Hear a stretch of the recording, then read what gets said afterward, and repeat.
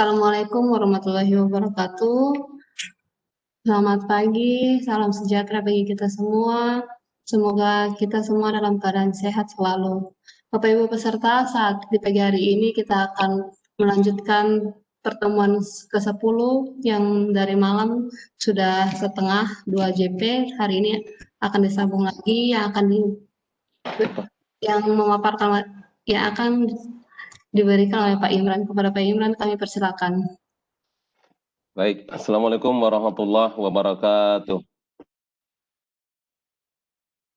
Selamat pagi dan salam sejahtera buat kita semua. Waalaikumsalam warahmatullahi wabarakatuh.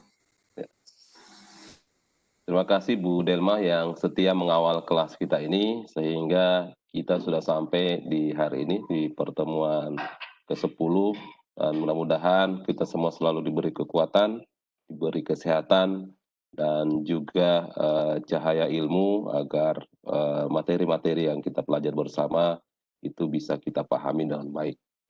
Baik, Bapak Ibu sekalian, izinkan saya melanjutkan materi kita semalam.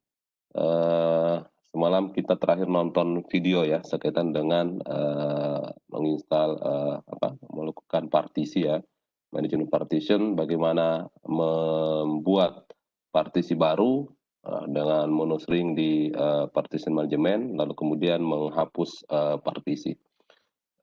Sebelum itu ada yang terlewat, mohon maaf tadi malam, sekaitan dengan file system ya.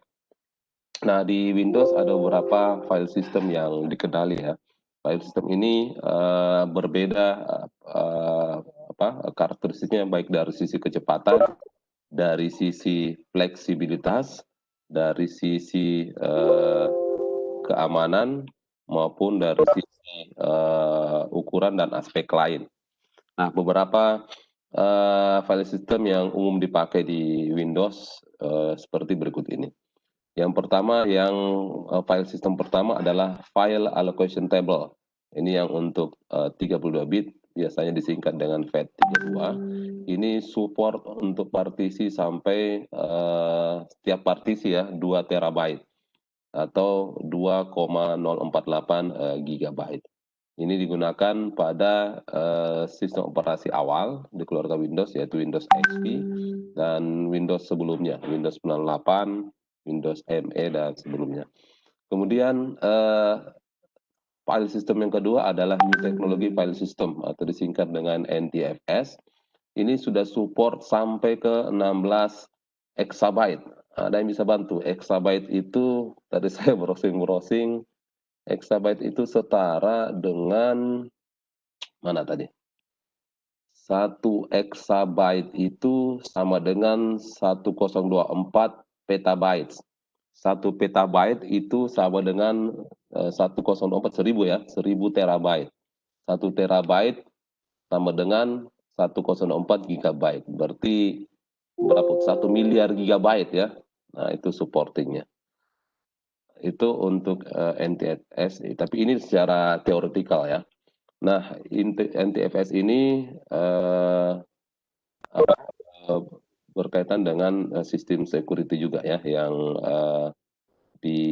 bisa digunakan.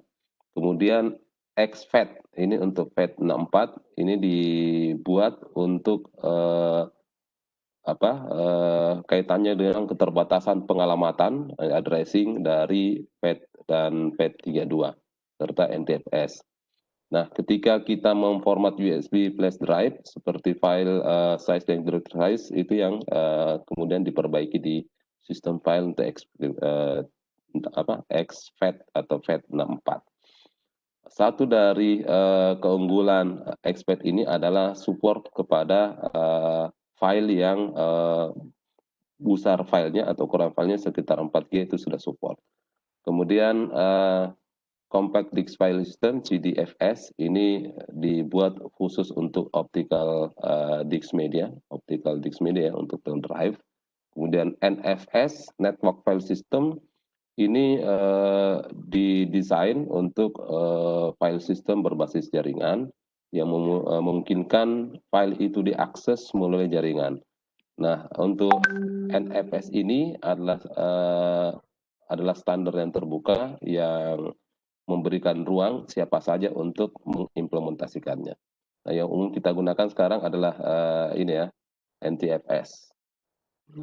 Di sistem operasi lain juga memiliki file system yang berbeda. Kalau nanti Anda install apa kemarin yang pakai virtualisasi, punya Linux misalnya Ubuntu atau distro yang lain, dia juga memiliki file system sendiri. Sehingga kalau kita dual boot nantinya ketika di format dengan file system sendiri, maka biasanya tidak akan terbaca file system yang dari distro lain atau dari Linux ya. Tetapi di sistem operasi lain seperti Linux itu bisa kita atur partisi yang bisa membaca file sistem punyanya Windows, biasanya begitu. Ini video yang tadi malam, kita lanjut untuk melihat demonstrasi untuk multi-boot prosedur ya. Kita lihat nanti bagaimana tampilan boot opsionalnya di Windows, lalu ketika sudah diinstal second sistem operasi pada satu mesin, nanti kita lihat bagaimana tampilannya.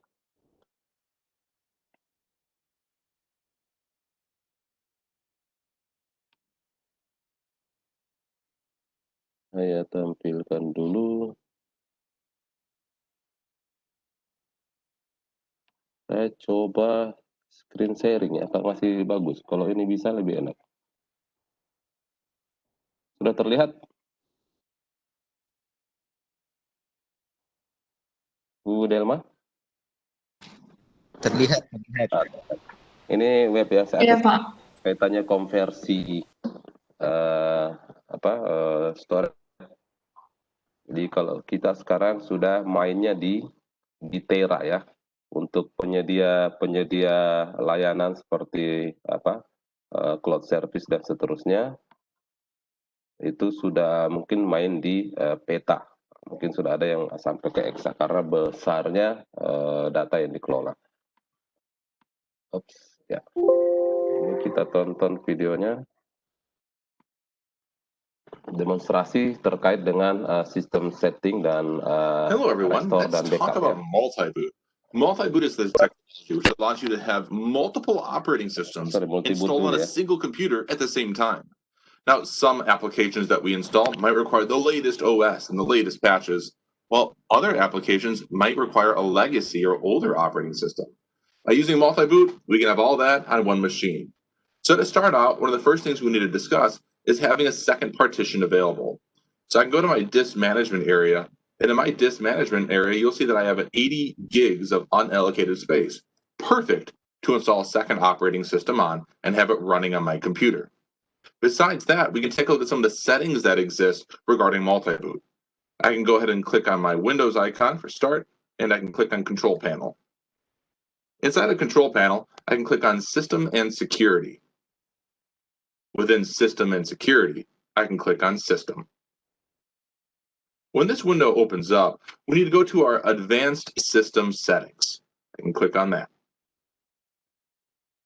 In Advanced System Settings, we're going to go to the Settings options within the category of Startup and Recovery. Inside of here at this time, what we can view at the top is the default operating system is set to be Windows 10. That will be the Windows operating system that is chosen when our computer first boots. Below that, we can see a check mark for our time to display the list of operating systems installed on our computer, which is the default of 30 seconds. Also, if we're concerned about recovery options and them appearing, we can also do a check mark for that. What we're showing now is that I've only... Jadi di startupnya ini masih satu OS ya yang terinstall dan bisa kelihatan beberapa opsi seperti time display pada saat list operating system ini akan dimunculkan untuk pemilihannya. One operating system installed, and that's seen as the Windows 10 operating system.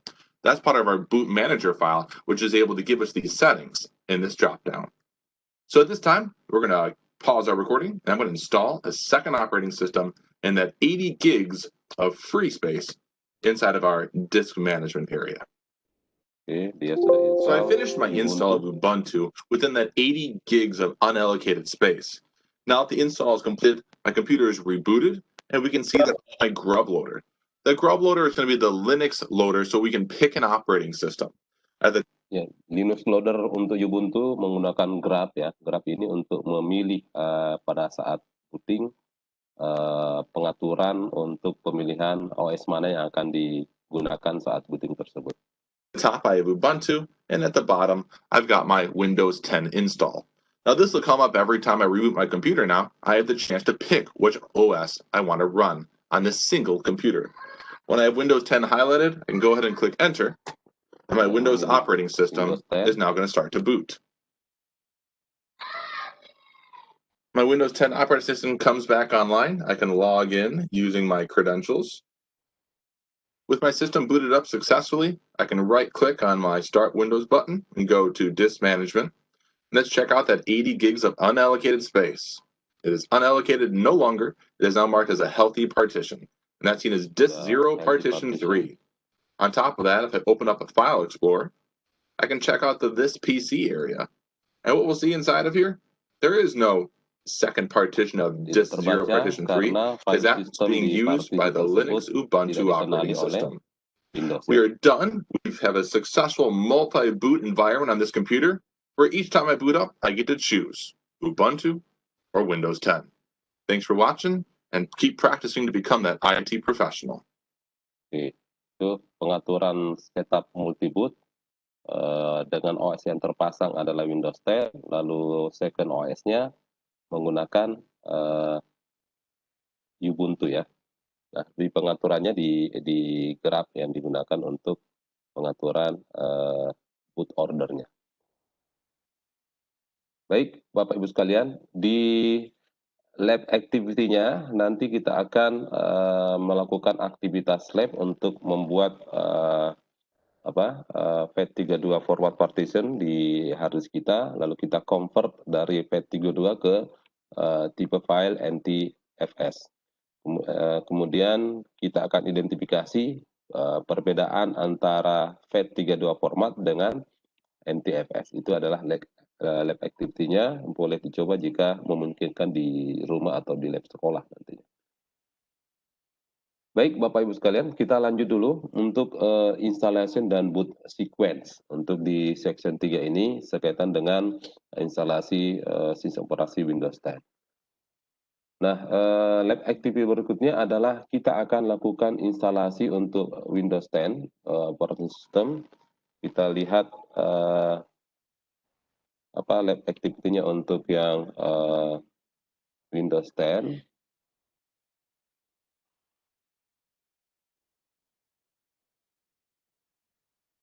Ada beberapa langkah, 9 langkah ya untuk activity ini. Jadi tujuannya adalah kita akan install Windows 10. Skenario-nya kita you may have already install Windows 10 early in the course. Jadi kita mungkin sudah pernah menginstal ya. Yang kita butuhkan adalah komputer dengan hard disk yang masih kosong dan image untuk Windows 10. Yang pertama kita mulai starting the installation media. Kita masukkan Windows 10 DVD-nya atau menggunakan USB yang sudah ada image Windows 10-nya. Kemudian kita startup, kita press any click to continue, lalu kemudian file di image itu akan mulai loading oleh komputer, baik itu dari DVD atau mungkin dari USB flash drive-nya. Lalu kemudian ada konfigurasi untuk initial settingnya. Kita Windows setup, window open, klik continue unless you need to change default setting. Jadi ketika ada perubahan, silakan di setup, lalu kemudian pilih install now. Biasanya kaitannya pengaturan keyboard, waktu, dan seterusnya. Lalu sistem akan melakukan pengumpulan informasi ya. Nah, di sini biasanya kita diminta untuk aktivasi key, untuk enter produk key, atau nanti bisa kita atur nanti untuk penggunaan yang punya kantor, atau nanti kita lihat aktivasi lewat online saja nantinya. Sekaitan dengan listen term, Windows Open, Anda minta dibaca untuk konfirmasi apakah Anda menerima listen key dengan memilih checkbox di bagian accept listen term, lalu kita klik lanjut ya. Kemudian instalasi akan lanjut, open, kemudian install window only, lalu kemudian pindah ke tahap berikutnya, di mana akan diinstal ya. Ini kaitannya dengan boleh jadi di hard disk kita ada beberapa partisi, tinggal pilih. Kalau satu ya pasti tinggal satu ya. Kita pilih misalnya disk null unallocated space, lalu kita pilih next, kemudian di setup finish sampai dengan informasi terkumpul dan siap untuk lakukan instalasi. Lalu langkah keempat, barulah kemudian seluruh file sistem itu akan di copy masuk ke hard disk kita. Nah, installing Windows open, Windows will take some time to copy file and install the OS on your computer. Jadi butuh beberapa waktu untuk mengcopy file, bergantung dari kecepatan mesin Anda, kecepatan transfer. Kalau menggunakan USB, mudah-mudahan yang dipakai adalah USB versi 3. Kemarin saya mengajukan untuk pengadaan USB versi 3, biar nanti transfer rate-nya bisa lebih cepat. When the Windows need to restart, to continue Windows open, the computer will automatically restart and you can click restart now. Ini bisa diatur ya. Lalu kemudian, if you get the message press any key boot, do not press. Bisa juga di poin B ini, pada saat restart kita masuk ke BIOS, lalu atur setup bootnya itu dari dari hard disk ya, karena sudah ada file system dalamnya. Atau pada saat muncul pertanyaan press any key to boot from CD or DVD, ini diabaikan. Jadi biar dia loading time-nya, loading untuk pesan ini muncul, lalu dia akan lanjut instalasinya. Nah, di tahap kelima, di basic setup-nya, ini kita akan mengatur region ya, lokasi kita, lalu mengatur jenis keyboard yang digunakan. Ini disesuaikan dengan karakteristik perangkat yang kita gunakan dan wilayah kita. Verify the region, select yes. If not, choose your region. Choose your region and select yes. Jika kita tidak memilih ya tetap pilih yes untuk lanjut ya. Lalu verifikasi keyboard layout-nya, jika tidak pilih saja yes. Untuk berikutnya klik skip jika tidak menambahkan keyboard kedua. Tetapi jika ingin menambahkan jenis keyboard kedua yang digunakan, bisa memilih lanjut atau tentukan layout keyboard berikutnya. Langkah ke-6, kita setup jaringan. Nah, di langkah ini kita akan instalasi, mungkin akan terkait dengan input yang akan diberikan, lalu kemudian beberapa informasi yang kita setup.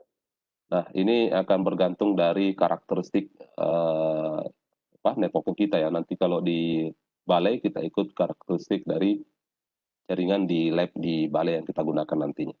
Lalu account setup, ini akan diminta account. Jika account step by step ini berbeda, bergantung dari versi Windows yang kita install. Bisa kita klik offline account, lalu kemudian nanti kita bisa pilih no dulu untuk melakukan penggunaan local account. Ini yang kita lakukan untuk kemudian masukkan username kita, lalu create password, lalu kemudian ada security question untuk kita jadikan ketika nanti Anda lupa untuk passwordnya. Tetapi hati-hati, security question ini jangan sampai bisa membantu orang lain yang harusnya tidak bisa mengakses komputer kita. Kemudian karena security question ini dikenali, itu nanti bisa menjadi peluang masuk ke account kita. Lalu yang ke-8, service setup. Di sini kita diberi tahapan, kita bisa memberi permission untuk menggunakan Cortana ya. Cortana ini semacam help berbasis voice. Jadi ada machine learning yang ditanamkan di sistem operasi Windows supaya nanti kita bisa terbantu ya. Cortana ini sangat penting bagi pengguna, misalnya mohon maaf yang kategori berbasis kebutuhan khusus ya, misalnya teman-teman tunanetra itu terbantu dengan bantuan Cortana ini. Nah, kita bisa memilih Cortana dengan sebagai personal assistant. Jika ingin klik ya, jika tidak klik no. Lalu lihat privasi settingnya, lalu bisa baca lebih detail apa saja yang ada di situ untuk pemanfaatan Cortana-nya. Kemudian putuskan apakah nanti akan digunakan atau tidak. Jika iya, accept. untuk melanjutkan. Cortana ini juga support seperti Google harusnya sudah support voice recognition, jadi bisa membantu sebenarnya. Bahkan di penggunaan IoT ini menarik untuk penggunaan Cortana ya. Langkah ke-9, finishing installation. Di sini kita sudah pada tahap akhir, sudah selesai, finish continue, lalu untuk menuntaskan setupnya, kita kemudian setelah instalasi komplit, maka desktop display akan muncul logon to Windows for the first time. Biasanya ada orientasi untuk melihat menu-menu atau fitur-fitur dari sistem operasi yang diinstal tersebut. Ini mungkin tahapannya, saya yakin Bapak Ibu sudah ada yang terbiasa untuk install sistem operasi berbasis Windows ya. Baik Bapak Ibu sekalian, berikutnya basic installation di Windows adalah account creation.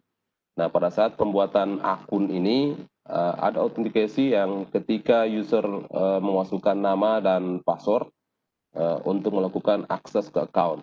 Nah, di Windows sebenarnya sudah menggunakan prinsip SSO ya, single sign on. Jadi seperti beberapa penyedia layanan ketika satu kali login seluruhnya bisa digunakan ya.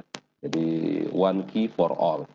Ini sudah diterapkan di mana setiap pengguna bisa log satu kali pada file sistem kita untuk kemudian bisa menggunakan kesemuanya. Nah, user account ini bisa digunakan untuk beberapa kategori user ya, untuk berbagi pada satu perangkat komputer dengan menggunakan file masing-masing yang sudah di-setup. Misalnya di rumah kita ada satu komputer, di rumah ada 4 orang. 4 orang ini masing-masing bisa dibuatkan user account sehingga masing-masing memiliki file yang secara private tidak bisa diakses kecuali dia kategori user administrator ya. Nah, kita lihat berikutnya di Windows 10 ini ada 2 tipe account ya. Account administrator ini yang bisa mengakses semua account yang tadi misalnya ada 4 akun biasa, itu bisa diakses oleh administrator. Lalu yang standard user. Standard user ini yang dibagi berdasarkan kebutuhan. Misalnya ada ayah, ada ibu, ada anak. Atau kalau di sekolah bisa ke guru A, guru 2. Kalau satu komputer itu 2 user. Nah, akun administrator ini memiliki kontrol penuh pada komputer ya. Dia user ini bisa untuk melakukan pengubahan setting di komputer kita, bisa melakukan installing program, sedangkan untuk standar user account itu terbatas kontrolnya terhadap komputer. Nah, pada kategori ini user untuk tipe account hanya dapat bisa running aplikasi, tetapi tidak bisa untuk melakukan install aplikasi. Nah, ini yang mungkin diterapkan di lab-lab kita ya, sehingga yang bisa melakukan installing hanya administrator, pengguna lab mungkin hanya menggunakan. Tinggal nanti ketika ada aplikasi yang diinstal, itu diberikan. Tetapi banyak juga administrator lab yang open ya, daripada repot nantinya karena dinamika penggunaan atau uninstall itu cukup dinamis di lab, biasanya di open. Tapi bergantung dari karakteristik di instansi Anda. Oke, ini contoh ya. And other people, your family, bisa mengusulkan administratornya siapa, misalnya Anda, lalu usernya misalnya anak-anak dan anggota keluarga kita di rumah. Sehingga nanti ada pengaturan yang bisa diatur, bisa di-remove usernya ketika tidak dipakai lagi. Dan file-filenya bisa kita lacak, bisa kita lihat apa saja yang dikerjakan di user account tersebut. Nah, ini yang mungkin bisa menjadi dibawakan optimal, apalagi fase bekerja dari rumah, komputer rumah itu menjadi komputer bersama ya. Baik, kemudian di bagian finalisasi instalasi ada Windows Update. Nah, Windows Update ini memiliki peranan penting untuk beberapa hal ya. Contoh di era-era 2015 yang kita diserang ransomware WannaCry ya. banyak kesalahan yang terserang karena tidak rutin melakukan update ya, walaupun update-nya Windows saat itu tidak segera ya, tapi setelah ada serangan mewabah ke seluruh dunia, baru kemudian disiapkan patch-nya oleh Windows. Nah, update ini sebenarnya bertujuan untuk melakukan scanning terhadap new software atau install service pack dan patch yang ada. Service pack dan patch ini biasanya berisi kebutuhan perubahan potensi penambahan hardware yang baru lalu dibuat otomatis atau kaitannya dengan security problem. Jadi biasanya ada security yang ingin ditutup dengan service pack atau patch dari setiap update. Lalu berikutnya adalah device manager. Device manager ini setelah kita instalasi, kita verifikasi apakah seluruh hardware itu sudah terinstall dengan baik. Karena biasanya ada hardware tertentu yang masih membutuhkan driver khusus untuk dikenali oleh mesin kita. Sehingga bisa berkomunikasi antara pengguna dengan perangkatnya melalui sistem operasi. Nah, device manager ini digunakan untuk mengidentifikasi permasalahan yang ada pada device. Bisa dilakukan install ulang, kita update drivernya di Windows jika ada yang belum dikenali. Nah, konfigurasi ini bisa ditunjukkan melalui Windows Update maupun Device Manager Utility. Kalau ada yang bermasalah, di sini biasanya ada tanda seru atau tanda cross, berarti komponen itu tidak dikenali oleh sistem operasi kita atau Windows. Nah, berikutnya adalah finalisasi, ini sudah tadi lab activity-nya. Kemudian disk cloning, nah ini yang menarik ya. Nah, biasanya teman-teman aktivis, ya saya kata aktivis lab, itu memiliki tanggung jawab untuk melakukan installing OS di beberapa komputer. Nah, bayangkan kalau ada 20 komputer, berarti kalau satu komputer 30 menit atau 1 jam, berarti 30 jam ya yang kita butuhkan untuk melakukan installing. Nah, untuk membuat ini lebih sederhana, administrator biasanya memilih satu komputer yang dijadikan sebagai base system, yang kemudian diinstal secara normal, sistem operasinya melalui prosedur install normal, lalu setelah itu terinstall, base komputer ini menjadi spesifik, diinstal juga spesifik program yang digunakan untuk menduplikasi informasi yang ada di disk, sektor by sektor ya. Nah, dengan disk new disk ini kemudian digunakanlah external device yang berisi full deploy operating system yang bisa digunakan secara cepat untuk mengcopy base operating system yang ada di komputer base tadi, komputer awal tadi yang jadikan model untuk diinstalkan aplikasi dan data. Nah, ini yang biasa digunakan menggunakan sistem bawaan dari Microsoft, sistem preparation atau SysRap ya. Aplikasi pihak ketiga seperti punyanya Norton Ghost, punyanya Cyclic ya dan seterusnya, itu juga bisa digunakan untuk membuat satu image, lalu berikutnya tinggal diinstalkan ke komputer-komputer berikutnya. Bisa kita akses untuk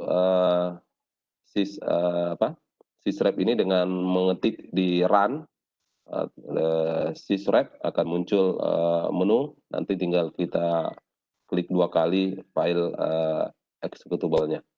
Akan muncul menu seperti ini, untuk kemudian kita diminta untuk menyiapkan mesin dan hardware yang akan dibuat independen atau mau dibersihkan.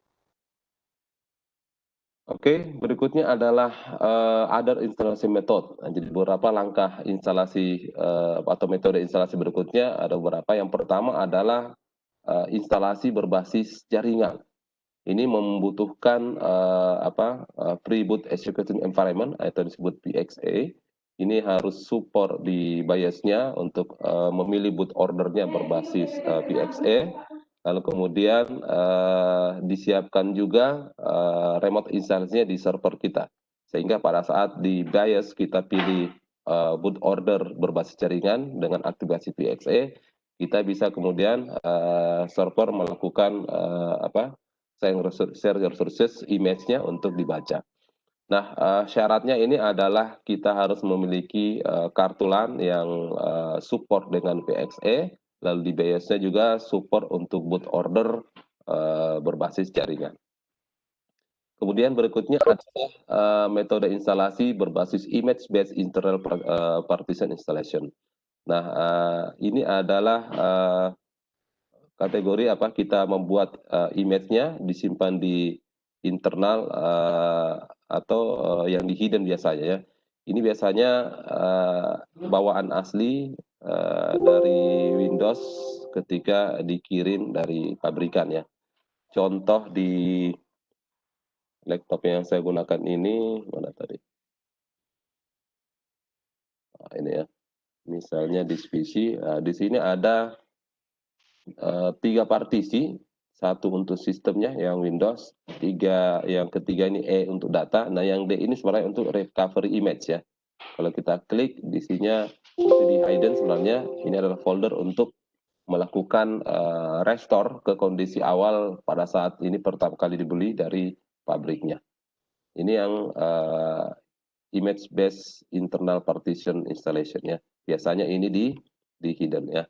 Kemudian cara ketiga adalah dengan other types of custom installation. Jadi ini menggunakan cara lain, misalnya menggunakan Windows Advanced Startup Option. Kita refresh PC kita melalui menu ini. Tetapi ini hanya untuk sistem operasi Windows seri 8 dan 8 seterusnya ya, yang keluarga Windows 8. Ini menggunakan sistem restore, upgrade, repair installation, dan remote network installation. Bisa juga lewat fasilitas network ya, ketika image-nya ada di network. Nah, ini yang digunakan untuk fasilitas ini. Nah, yang biasanya enak kita gunakan metode instalasinya adalah untuk merestornya pakai image ini ya. Jadi jangan sampai ada image based internal partition yang disiapkan dari pabrikan lalu kita utak-atik lalu dihapus. Karena kalau ada apa-apa dengan ini bisa kembali ke nol ya proses restore instalasinya. Berikutnya adalah di remote installation network. Kita lihat ini adalah remote installation network. OS installation filenya itu disimpan di server, jadi image-nya disimpan di server. Lalu klien itu akan mengakses file secara remote. Nah, software package seperti Remote Installation Service, RIS ini berkomunikasi dengan klien. Kemudian menyimpan setup file, lalu kemudian menyediakan instruksi yang diperlukan bagi klien untuk mengakses file setupnya. Lalu itu diunduh, kemudian dimulai instalasi di sisi klien. Jadi seluruh fiturnya itu ada di jaringan di server. Dengan bantuan remote installation service ini kemudian dilakukanlah komunikasi untuk mengakses file image yang ada di server lalu dilakukan instalasi di jaringan. Nah, karena klien komputer ini tidak memiliki OS yang terinstall, maka lingkungan khusus atau environment harus disiapkan untuk melakukan boot pada komputer. Ini bisa dengan connect ke network, jadi langsung koneksi ke network. Ini sangat bergantung tadi ya, kaitannya dengan supporting dari kartu jaringannya, NIC-nya, lalu juga supporting dari BIOS komputer itu sendiri. Karena ada beberapa tipe BIOS yang belum support network operating boot dari berbasis jaringan ya. Ini yang special environment no yang disebut adalah pre-boot execution environment atau PXE. Ini harus ada di komputer yang akan diinstalkan OS dengan fasilitas source image yang disimpan di jaringan. Ini contoh PXE ya, ketika ini menggunakan Hyper-V, PXE network boot, lalu kemudian klien MAC address-nya ini, lalu kemudian klien IP-nya ini sudah dapat DHCP kelas C ya, karena netmax-nya seluruh octet net ini full yang untuk porsi net, lalu ini yang untuk jaringan berarti ini kelas C. IP yang diperoleh dari server DHCP-nya adalah 192.168.3.1. Lalu gateway-nya, karena melakukan gateway, dia tergateway dari terbang 3.199. Lalu kemudian di-downloadlah WDS NBP-nya, kemudian arsitekturnya adalah yang 64 bit. Nah, detailnya berikutnya dia akan mulai request, lalu kemudian kontak ke server di IP 3.2 ya, melalui gateway ini 3.199, lalu TFT download, melakukan download file SMS boot x8 preexport.com. Nah, kalau sudah terkonek, kita diminta untuk menekan F12 untuk melakukan boot service berbasis jaringan. Ini tahapannya ya. Kemudian custom instalasi berikutnya adalah unattended network installation. Nah, untuk perform Windows unattended installation ini, setup exe ini harus running pada user option sebelum menemukan answer file. Pada saat prompt muncul di user, setup answer list file ini harus muncul ya. Nah, untuk customization standar Windows 10 installation ini menggunakan sistem image manager atau SIM, biasa kita disebut SIM. Ini dibuatlah setup untuk answer file, di mana answer file ini di-copy dan distribusikan pada share folder yang ada pada server. Pada posisi ini kita bisa melakukan minimal 2 cara ya. Yang pertama running unattended.bat. Jadi kita buat file bat, di mana pada file ini di klien mesin ini mempersiapkan hard disk, lalu melakukan install OS dari jaringan melalui server yang ada di jaringan. Yang kedua, langkah kedua untuk unattended network installation ini, kita bisa membuat boot disk yang berisi boot komputer dan connect ke distribution share folder yang ada pada server. Kita bisa merun batch file ini yang berisi beberapa baris instruksi untuk melakukan instalasi OS yang berada di jaringan. Ini unattended XML yang ada di Windows System Image Manager ya. Jadi di sini kalau kita lihat propertinya ada beberapa yang bisa di setup ya. Nanti kita praktekkan untuk opsi instalasi jaringan berbasis unattended network installation. Baik, berikutnya kita lihat video terakhir di chapter ini. Ini adalah demonstrasi untuk restore and recovery. Jadi ada 2 bagian di video ini, ada penjelasan sekaitan dengan restore, ada penjelasan kaitan dengan recovery. Saya termasuk sejak Windows 7 sangat senang dengan fitur restore ini ya. Restore, recovery masih sangat jarang. Saya biasanya meng-recover dengan bantuan tools lain. Tapi ini juga menarik untuk recovery data dan recovery system ya. Recovery system di Windows 8 pernah saya gunakan. Nah, contoh menarik adalah ketika kita membuat restore point, saya sering ketika pada kondisi sistem saya itu saya anggap paling baik, saya buat restore point. Sehingga sewaktu-waktu ketika saya melakukan install aplikasi tertentu, melakukan updating patch atau updating dari service pack dari Windows itu saya lakukan, lalu ada crash, saya kemudian bisa merestore kondisi sistem saya pada titik restore point yang sudah saya buat sebelumnya. Baik, kita lihat video berikutnya. Account penalitas, disk cloning, ada installation media. Nah, ini ya. Apakah sudah terlihat layar video saya? Sudah.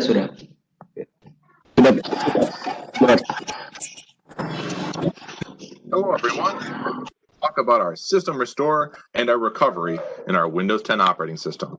To get started, let's go with system restore first. I can click on my start button. I'll go into my control panel. In my control panel, I'm going to head over to system and security. Inside of system and security, we'll go ahead and click on security and maintenance. When security maintenance opens up, we're going to go ahead and click on recovery. The options I see here talk about creating a recovery drive to assist us, or using System Restore, or configuring System Restore itself. We're going to go ahead and click on Open System Restore. This is going to open up the System Restore application on my computer. Now, System Restore is a great tool, but it only helps us with our system files. This is not going to be able to back up and recover personal files and data on our. Jadi sistem restore ini hanya berimplikasi atau berefek pada sistem file kita ya, bukan ke data pribadi. Machine. So I can go ahead and click next, and I will be able to see a restore point if one has been created. These restore points are created for things such as Windows updates and. Dia sudah memiliki restore point yang dibuat pada bulan Maret tanggal 5 ya 2019 pukul 11:12:18 di pagi hari. Nah, ini yang dia sebut sebagai restore point 1. Nanti masing-masing akan membuat lab activity untuk membuat restore point ya. Critical fixes, as well as you can manually create them. I created this restore point myself and I named it Restore 1. I would be able to select this and click next. And once I click finish, my system is going to be restored back to the original system files that were utilized on this. Nah, ketika diklik finish, maka sistem akan melakukan rollback sistem yang sama pada saat tanggal ini dibuat. Jadi seluruh file instalasi yang dilakukan setelah tanggal ini akan dihilangkan. Aplikasi yang diinstal itu akan tidak bisa digunakan lagi. Akan kembali pada posisi tanggal ini. This exact time and date of this restore point. And again, System Restore will only restore system files, not your personal files. Ya, hanya So I'm going to click cancel and close out of this. And we're going to take a look now at the recovery options for our Windows 10 environment. If you want to take a look at the recovery options, the proper way to go about it is Start, Settings. Inside of Settings, we'll scroll down and I'll click on Update and Security. In Update and Security, we're going to go to the left side of the screen and we're going to click on Recovery. Inside of Recovery, we've got a couple different options that exist. One of the first things we want to talk about, though, is something called a Recovery Partition. Now, Recovery Partition isn't listed here. A recovery partition is a special section of your hard disk that is really inaccessible to the user. This gives you an area to restore off of from when your original manufacturer made your machine and installed an operating system on it. A lot of times these recovery partitions will include some proprietary applications made by the vendor who created your computer. My system does not have a recovery partition, so we're going to look at some of the other options for our Windows 10 recovery. The option we're going to take a look at is called Reset This PC. If I click Get Started for Reset This PC, what we can see here is two options. Nah, ketika dipilih menu reset PC, ada dua opsi. Apakah file pribadi kita tetap disimpan atau remove everything. Nah, yang saat pandemi saya install laptop istri saya tidak cermat di sini, saya pilih remove everything, sehingga seluruh datanya itu dihapus ya. Windows 10 can reset my PC and keep my files, or reset my PC and remove everything. Reset the PC is really reinstalling the Windows 10 operating system. Now, if I don't want to lose my personal data, I'll click the top option, Keep My Files. If I want a brand new experience where everything is gone, including my personal files, I would click Remove Everything.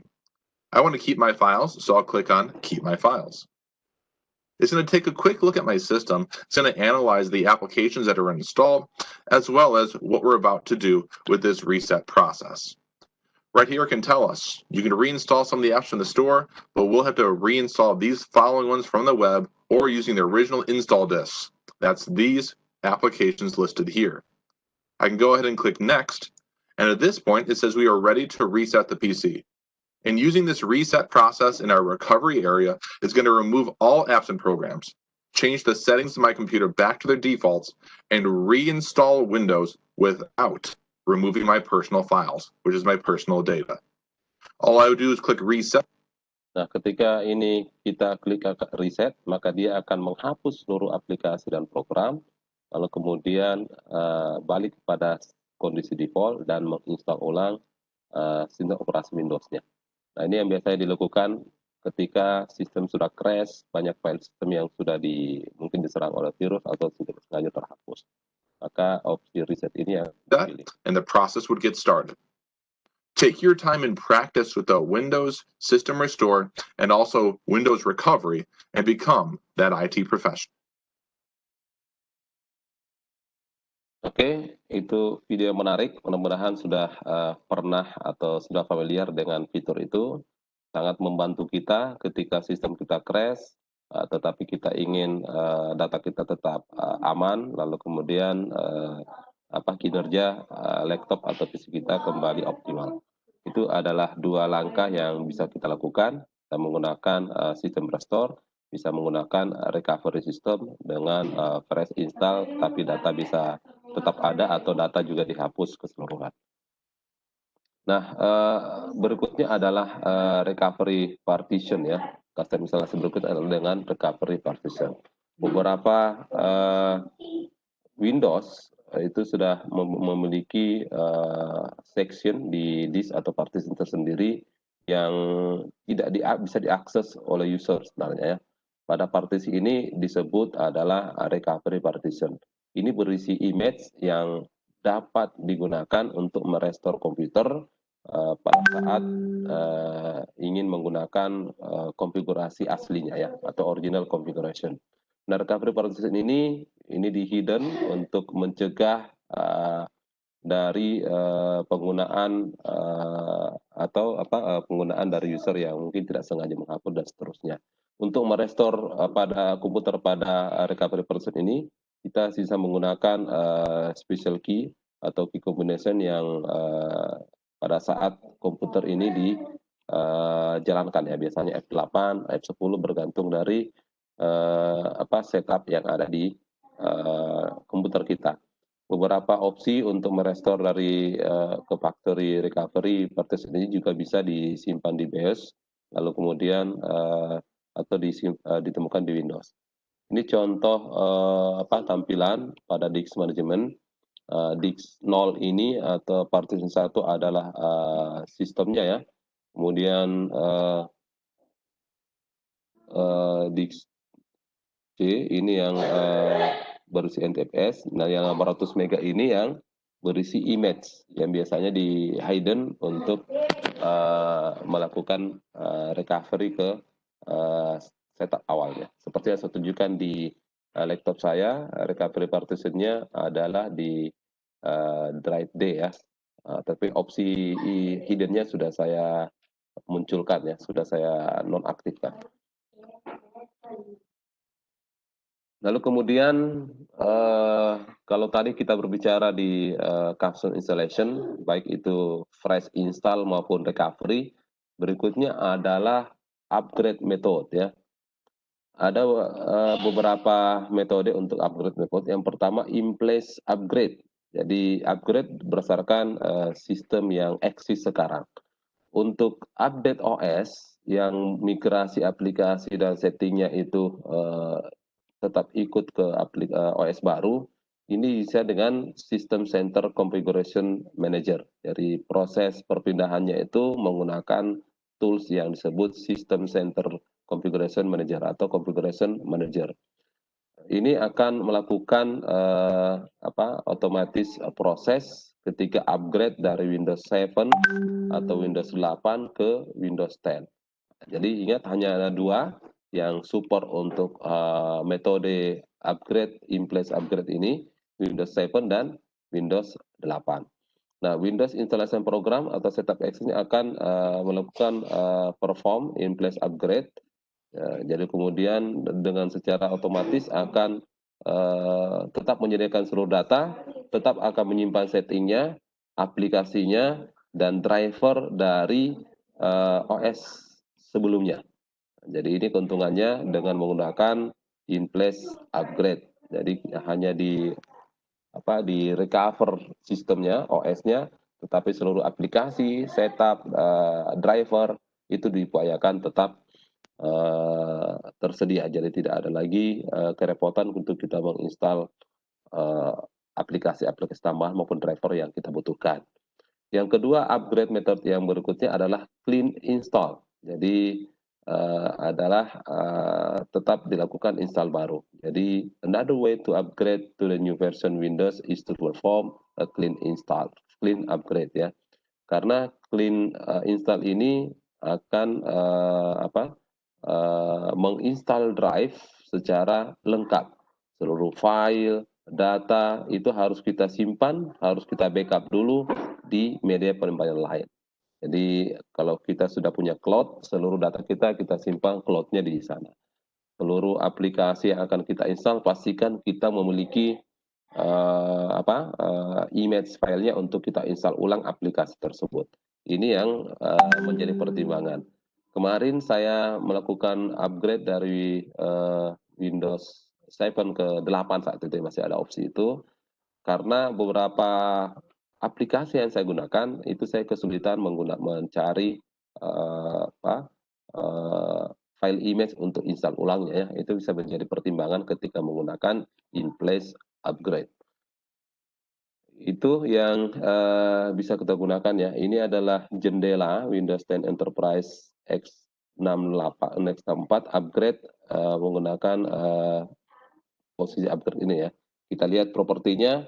Ini adalah menu upgrade operating system, namanya operating system, deskripsinya action it run in full OS to upgrade the operating system. Ini upgrade package-nya menggunakan Windows 10 ya, sehingga bisa dipastikan jendela ini masih running di OS sebelumnya, boleh jadi Windows 7 atau Windows 8. Ini yang akan muncul ketika melakukan upgrading dengan in place upgrade. Berikutnya adalah menu boot sequence atau boot sequence Windows boot sequence ya.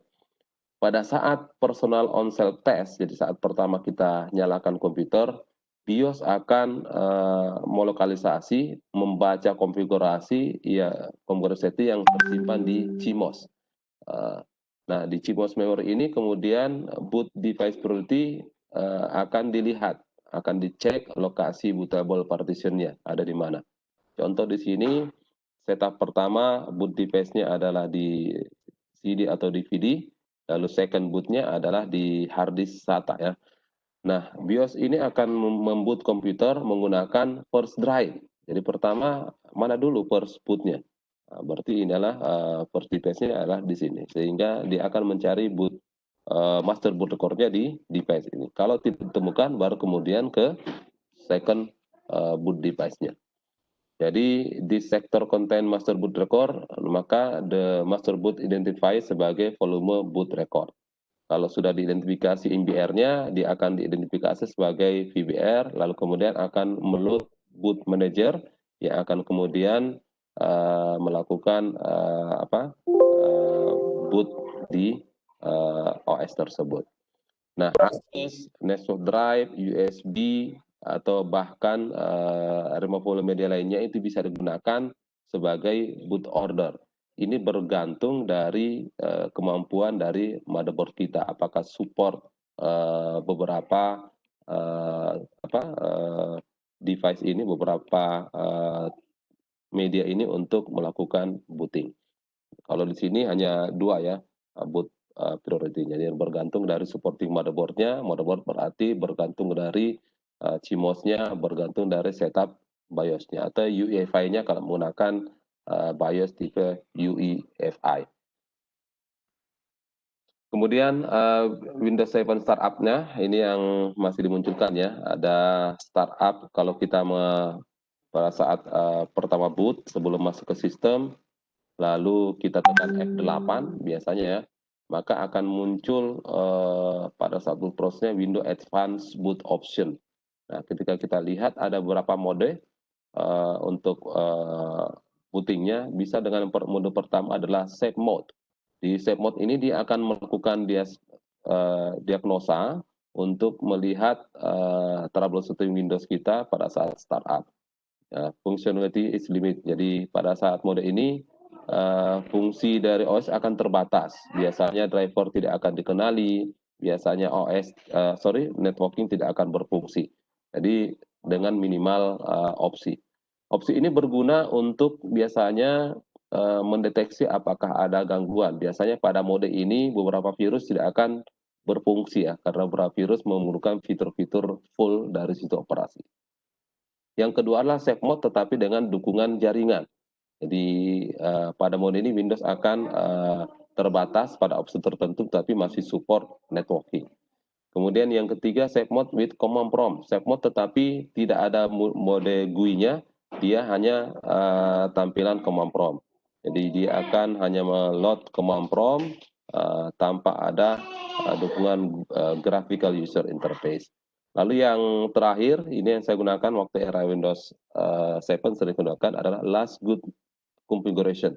Jadi ada file image di Windows 7 yang menurut dia ini adalah konfigurasi terbaik.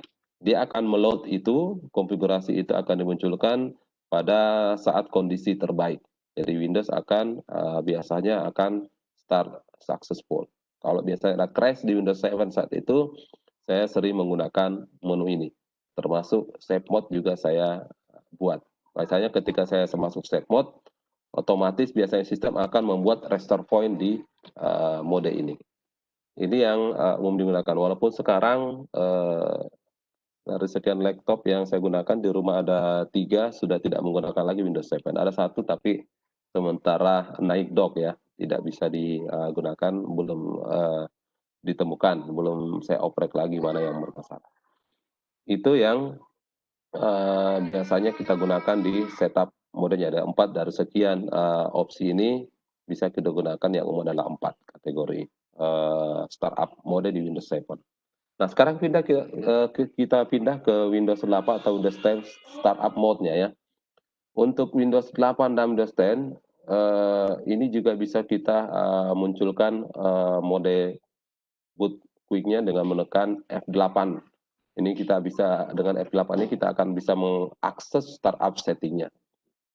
Atau dengan menekan tombol Shift key, lalu kemudian memilih restart option di power menu. Lalu ini akan display, ada pilihan opsi screen untuk masuk ke startup setting, lalu kita pilih troubleshoot. Ini juga sama untuk masuk ke mode ini. Jadi ada 2 opsi, F8 atau dengan menekan Shift key pada saat kita pilih restart option. Nanti akan ada arahan untuk kita masuk ke troubleshoot menu. Nah, berikutnya setelah masuk troubleshoot kita pilih advance option. Pada saat di menu advance option ini kita bisa milih startup settingnya, bisa kita pilih di layar berikutnya, lalu kemudian kita restart. Nah, pada saat komputer kita restart, dia akan masuk ke menu advance setting untuk kemudian kita pilih startupnya, bisa berdasarkan function key dari 1 sampai F1 sampai F9. Itu bergantung dari karakteristik dari menu kita ya. Contoh ini yang kita pilih misalnya F1, berarti kita akan enable debugging. Lalu kita pilih misalnya F2, berarti kita akan mengaktifkan boot login. Lalu kita pilih F3, dia akan mengaktifkan low resolution video. Lalu kalau misalnya kita pilih F4, dia akan enable save mode. F5, dia akan enable save mode dengan dukungan jaringan. F6 akan enable save mode, lalu dengan command prompt saja. Yang F7 adalah disable driver signature enforcement, tidak ada driver yang akan aktif. Lalu F8, disable array launch anti-malware protection. Ini tidak akan di running anti-malware protection-nya. Lalu F9, disable automatic restart ketika ada kerusakan. Nah, ini opsi-opsi yang bisa digunakan. F10 untuk opsi yang lain, dan enter untuk kembali ke operating system. Jadi bisa memilih, bisa pilih F10 untuk opsi lanjutannya, atau tekan enter untuk loading ke normal ke sistem operasi. Ini yang fasilitas boot sequence dari Windows 8 dan Windows 10 untuk kaitannya startup modenya. Baik, Bapak Ibu sekalian, kita sampai ke summary. Jadi di simpulannya adalah dari tadi malam kita sama-sama menjelaskan, mempelajari tentang persyaratan sistem requirement ya, dari sistem operasi yang tadi malam Pak Lalu bertanya, apakah rasional RAM sekian, storage di hard disk yang free sekian untuk menginstal misalnya Windows 10. Memang itu adalah requirement minimal ya, tadi malam kita diskusikan. Lalu bagaimana kita membuat partisi di Windows menggunakan disk management utility, kemudian bagaimana kita menginstal sistem operasi. Karena ini yang menjadi utama di chapter 10 ini. Saya pikir itu yang bisa saya share. Saya kembalikan ke host kita untuk agenda berikutnya sebelum meeting ini kita closing. Silakan Bu Delma untuk aktivitas berikutnya. Masih ada sekitar 40 menit lebih untuk diskusi atau menuntaskan hal lain. Silakan. Ya, baik. Terima kasih Pak Imran atas paparan materi di hari ini. Untuk Bapak Ibu, ada yang ingin bertanya silakan bertanya melalui kolom chat maupun raise hand dan bisa bertanya langsung kepada Bapak Imran. Kepada Bapak Ibu, kami persilakan.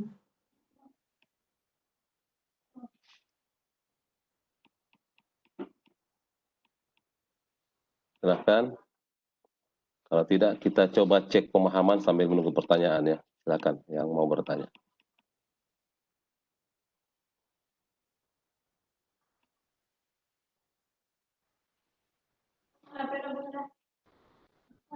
Ya, ya, Bunda.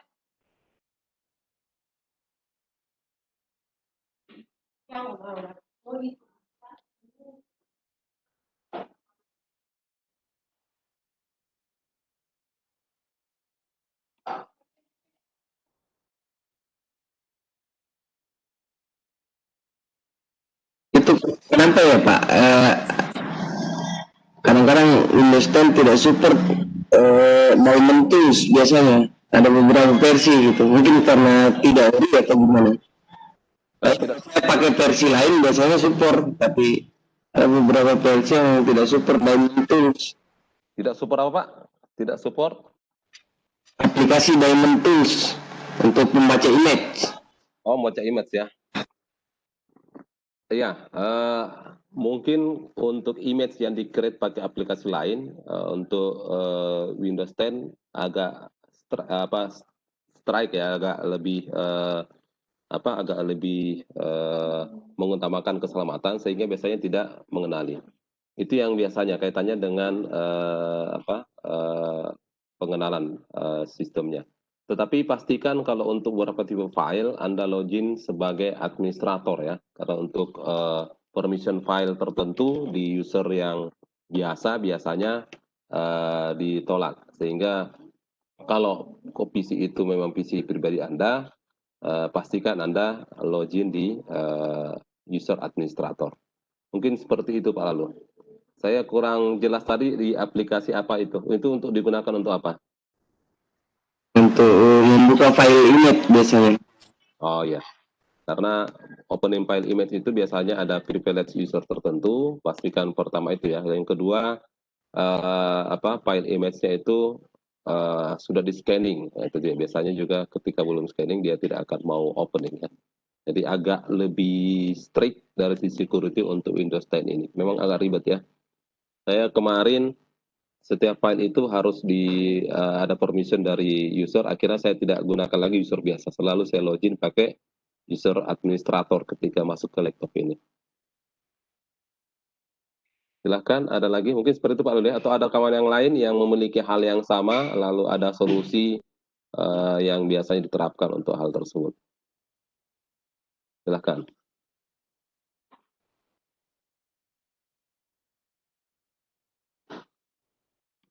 Ini oke. Kompatibilitas atau requirement.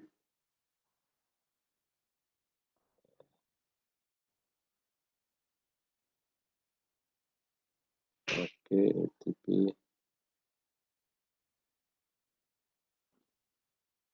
Ini yang tadi malam ya. Ada yang bisa bantu sambil mungkin menunggu pertanyaan kawan-kawan? Using an operating system, saya besarkan lagi ya. Ada statement, budget constraints are an important factor for technician to consider when recommending an OS. Apakah dari sisi budget menjadi faktor yang penting bagi teknisi ketika memberikan pertimbangan rekomendasi pemilihan sistem operasi? True or false? Ada yang bisa bantu? Kemudian yang kedua, Windows 10 can install on as little as 2 GB hard drive space. Betul atau salah? Ini kaitannya dengan persyaratan minimum ya. 32-bit operating system can only address up to maximum approximately, kira-kira jumlah RAM paling maksimumnya adalah 4 GB RAM. Betul atau salah? Windows 10 Home Edition is target toward consumer user. Betul atau salah? Nah, ini sudah pasti betul ya. Kemudian Windows 10 can install as little 2 GB. Lihat di persyaratannya. Lanjut. Ini salah ya. Harusnya 32. Itu 16 GB. Jadi kalau 2 GB nggak cukup ya resource hard disknya. Home Edition, ini betul ya. Dan ini beberapa hal yang diperhatikan ketika memilih sistem operasi.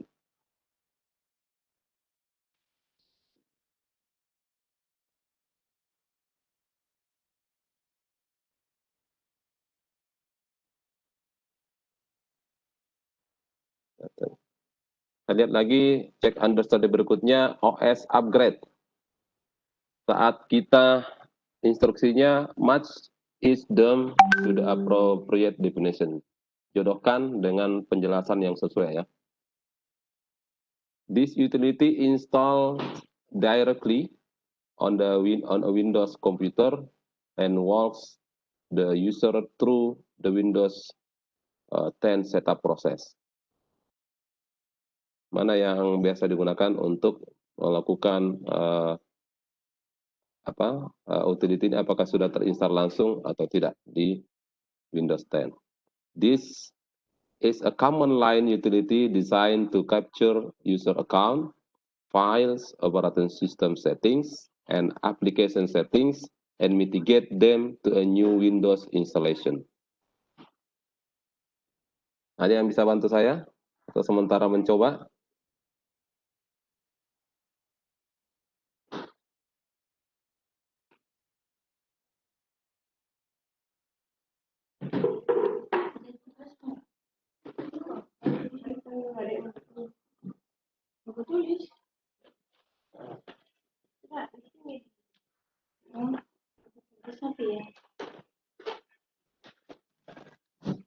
Kita coba ya yang this utility can mitigate personal file and settings from Windows 10 and 8 to 8.1. Ini sepertinya upgrade assistant ya. Oh, nggak mau dia. Oke, upgrade assistant di sini ya. Kemudian this is a tool for transferring selected file, folders, profile, and application from old Windows PC to a new PC Windows.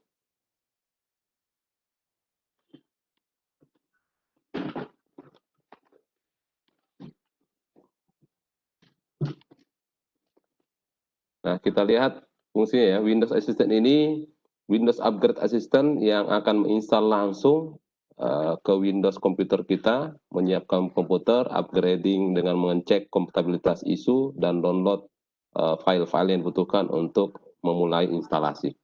Ini Upgrade Assistant. Integration Tools ini digunakan untuk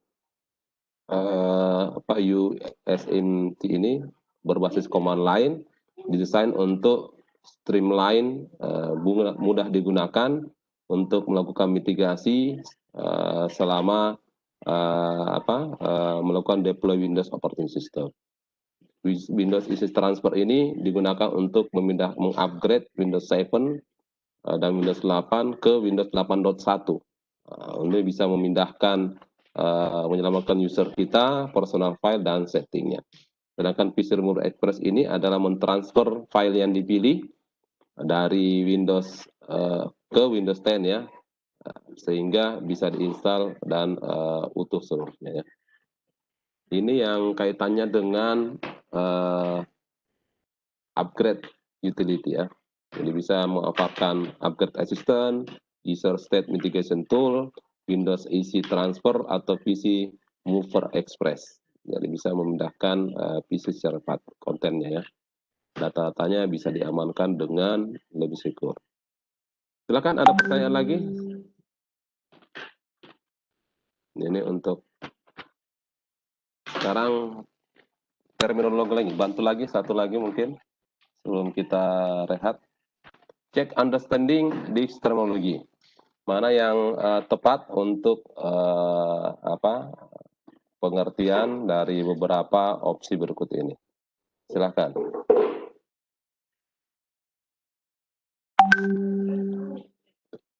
Untuk yang pertama, this contain the operation system files.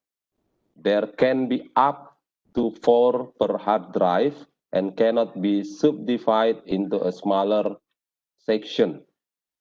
Jadi dia berisi sistem operasi, bisa dipecah menjadi 4 hard drive per hard disk, bisa dipecah menjadi 4 section, tapi tidak bisa lagi dipecah menjadi section yang lebih kecil. Kita coba, ingat saya adalah primary partition. Kemudian berikutnya a section of an extended partition, seksi yang disebut extended partition. Extend ya logical ya. Use a technology from both a hard drive and solid state. Gabungan dari SSD dan solid state ya ini ya. Then has ability to create volume that span across more than one disk. The size of the volume can be changed after created ya. Kalau dia itu dinamis, bisa lintas disk. Lalu satu berarti dia itu dinamis ya, mana dia? Dynamic disk ya. This produce prepare a file system in the partition file to be stored. Jadi proses ini adalah mempersiapkan file system pada partisi agar file itu bisa disimpan. Agar bisa diisi file ya dia harus diformat dulu ya. Kemudian use to boot a computer and contain a boot and system file. There can be only one of disk per disk. Hanya satu disk ya, active partition. Biru mungkin ya, nanti tolong dikoreksi. Use high performance flash to achieve fast data storage without the moving part HDD. Ini ya, dia tidak ada lagi yang bergerak, bisa transfer rate-nya cepat. There can be only one per hard drive, but can subdivide into a smaller section. Ya, dia extended partition. Data storage medium that can be electrical erase and rewrite, flash memory, contain primary, oke, berarti ini basic disk ya. Kita cek, adakah yang salah? Oke. Mungkin itu, silahkan Mbak Delma, ada lagi yang ingin bertanya atau di chat mungkin, saya cek di chat. Oke, ada absen. Jika tidak ada pertanyaan, karena mungkin sudah familiar dengan instalasi Windows 10, ini nanti tinggal kita praktekkan ulang nanti di balai, dan nanti hal-hal yang menjadi yang belum dipahami boleh kita eksplorasi, dan yang sudah ada pengalaman kaitannya dengan instalasi dan setup Windows-nya bisa nanti dibagi dan kita eksplorasi bersama di balai ya. Saya pikir itu Mbak Delma, saya kembalikan Mbak Delma untuk sesi berikutnya atau menutup, atau mungkin ada informasi yang ingin disampaikan setelah kegiatan ini. Silahkan Mbak Delma. Ya, baik Pak. Terima kasih atas pemaparan materinya di pagi hari ini. Mungkin jika tidak ada peserta yang ingin bertanya lagi, saya ingin menginformasikan kembali bahwa beberapa minggu lagi kita akan ada di tatap muka di BPP MPV KPTK. Untuk itu, karena mengingat minggu depan sudah banyak liburnya, jadi Bapak Ibu perlu mempersiapkan dokumen-dokumen yang harus dibawa ke kantor nanti. Kemarin sudah saya jelaskan apa-apa yang perlu dibawa, dan kalau bisa semua dokumen itu sudah di-print sehingga ketika Bapak Ibu datang kemari tinggal diberikan kepada kami untuk kami cek dan tidak perlu lagi untuk mengantri, sehingga pas ketika di kantor nanti tidak menumpuk pesertanya di dalam satu ruangan yang begitu banyak orang nanti. Untuk itu semua dokumen perlu di-print dan harus dirangkap dua Bapak Ibu. Oke, terima kasih kepada Bapak narasumber yang telah memberikan materi hari ini. Terima kasih kepada Bapak Ibu peserta yang telah setia untuk mengikuti pelatihan sampai pada pertemuan ke-10 ini. Pertemuan 11 akan kita lakukan di hari Senin pada pukul 9. Untuk itu saya mohon Bapak Ibu untuk tetap berpartisipasi dan Bapak Ibu juga dapat melakukan kuis atau eksam yang diberikan oleh Bapak narasumber.